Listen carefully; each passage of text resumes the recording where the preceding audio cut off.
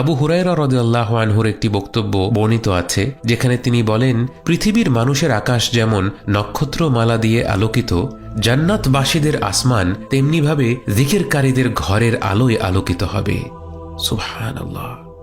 ওমর বিন আবদুল্লাহ আল মাদানী রাহিমাহুল্লাহ বলেন, কিয়ামতের দিবসে যখন মানুষ প্রতিটি আমলের প্রতিদান দেখতে পাবে, তারা জিকিরের চেয়ে বেশি সওয়াব আর কোনো কিছুতে দেখতে পাবে না, এবং মানুষ তখন আফসোস করে বলবে, জিকিরের চেয়ে সহজ আর কী বা ছিল।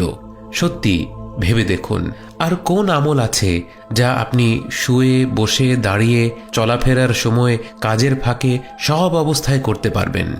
হয়তো কাজটা এতটা সহজ বলেই আমরা অনুধাবন করতে পারছি না এর পুরস্কার কতটা বিরাট। অথচ একভাবে চিন্তা করলে আমাদের গোটা অস্তিত্বের উদ্দেশ্যই হলো জিকির, কারণ জিকির হলো আল্লাহকে স্মরণ করা, তাঁর নৈকট্য লাভ করা।